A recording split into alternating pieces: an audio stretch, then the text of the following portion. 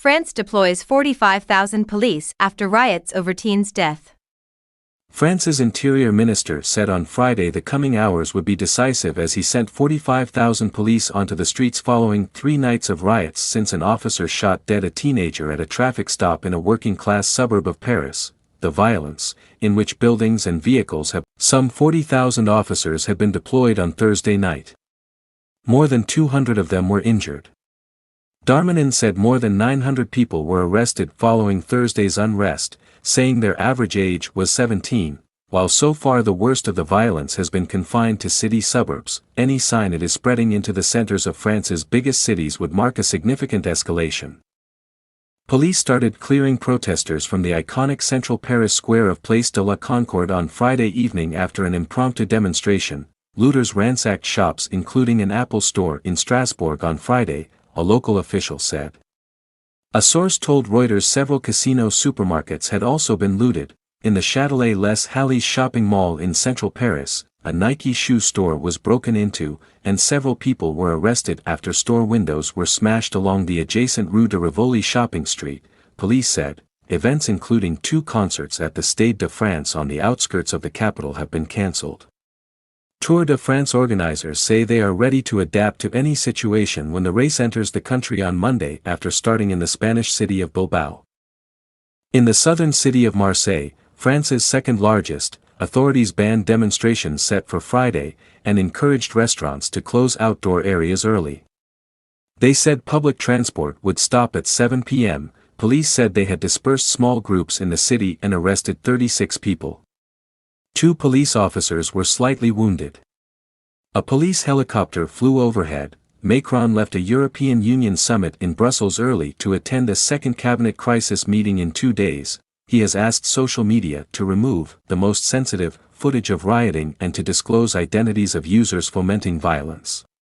Darmanin met representatives from Meta, Twitter, Snapchat and TikTok. Snapchat said it had zero tolerance for content that promoted violence.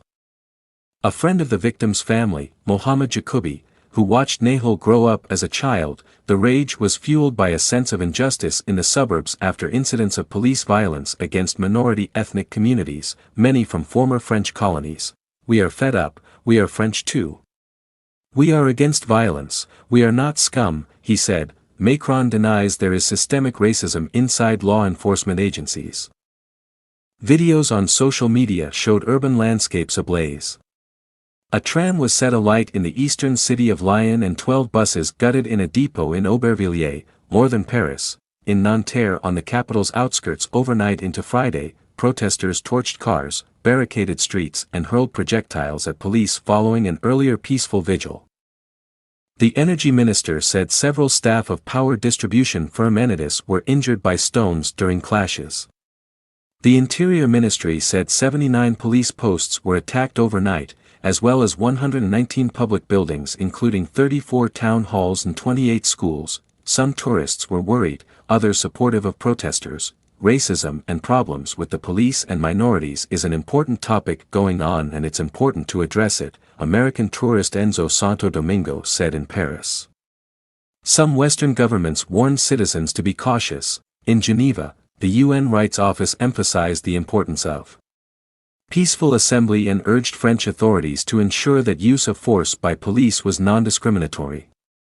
This is a moment for the country to seriously address the deep issues of racism and racial discrimination in law enforcement, spokesperson Ravina Shamdasani said. The policeman whom prosecutors say acknowledged firing a lethal shot at the teenager is in preventive custody under formal investigation for voluntary homicide, equivalent to being charged under Anglo-Saxon jurisdictions. His lawyer, Laurent Frank Lénard, said his client had aimed down towards the driver's leg but was bumped when the car took off, causing him to shoot towards his chest. Obviously, the officer didn't want to kill the driver, Lénard said on BFM TV. The unrest has revived memories of 3 weeks of nationwide riots in 2005 that forced then-President Jacques Chirac to declare a state of emergency following the death of 2 young men electrocuted in a power substation as they hid from police.